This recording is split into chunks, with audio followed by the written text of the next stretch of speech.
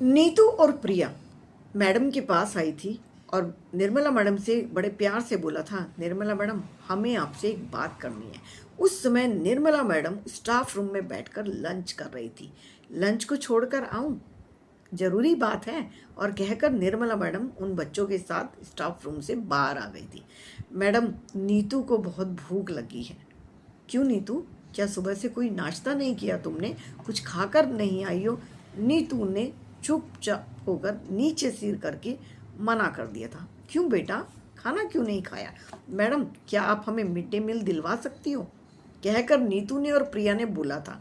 हाँ, दिलवा तो दूंगी, चलो मैं बात करती हूँ, लेकिन कोई टिफिन, कोई लंच बॉक्स किस चीज़ में लोगी बेटा? खाना तो गर्म होता है। तो उन्होंने कहा था, मैडम आज हम लंच बॉक्स लाए ही नहीं हैं। निर्मला मैडम तभी मिड डे मील वाली आंटी के पास गई और उनसे कहा, अगर आपके पास 2 पूरियां एक्स्ट्रा हों तो क्या आप मेरे इन 2 बच्चों को दे सकती हैं? तभी आंटी ने कहा था, मैडम बात दरअसल ये है कि ये 8वीं क्लास तक के बच्चों के लिए आता है, प्राइमरी के बच्चों के लिए आता है, बड़े बच्चों के लिए नहीं आता, लेकिन बच्चे को भूख लगी है तो मैं इसको 2 पूरियां दे दूंगी।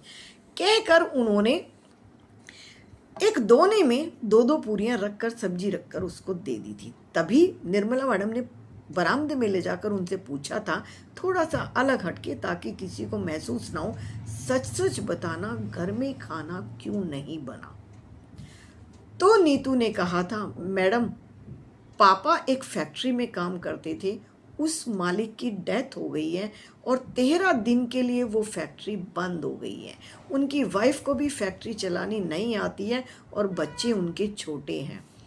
फैक्ट्री बंद हो जाने से जो डेली मजदूरी मिलती थी वो अब नहीं मिल रही है, तो घर में खाना नहीं बन रहा है। लेकिन थोड़ा बहुत तो रखा होगा ना, कुछ तो राशन होगा। नहीं मैडम, हमारा वो घर है जहाँ रोज सामान आता है और रोज सामान खाया जाता है। कल से घर में कुछ नहीं बना है। और कौन है? जब कोई आमदनी का जरिया नहीं है, बड़ा भाई है, वो भी जाता है, रिक्शा चलाता है, कुछ लेकर आता है, तभी घर में खाना बन पाता है। ऐसी स्थिति है कि मैं तो बड़ी हूँ, मैं तो चुप हो गई थी, लेकिन मेरी छोटे भाई बहनों ने भी कल से खाना नहीं खाया है। हमारे देश में मिड डे मील जो शुरू किया वो तमिलनाडु से, राज्य से शुरू हुआ, और तमिलनाडु ने एक इतना अच्छा काम कर दिया था जो 1995 में पूरे भारत में ये योजना लागू हुई। मिड डे मील जो शुरू किया था वो MG रामचंद्रन ने तमिलनाडु से शुरू हुआ।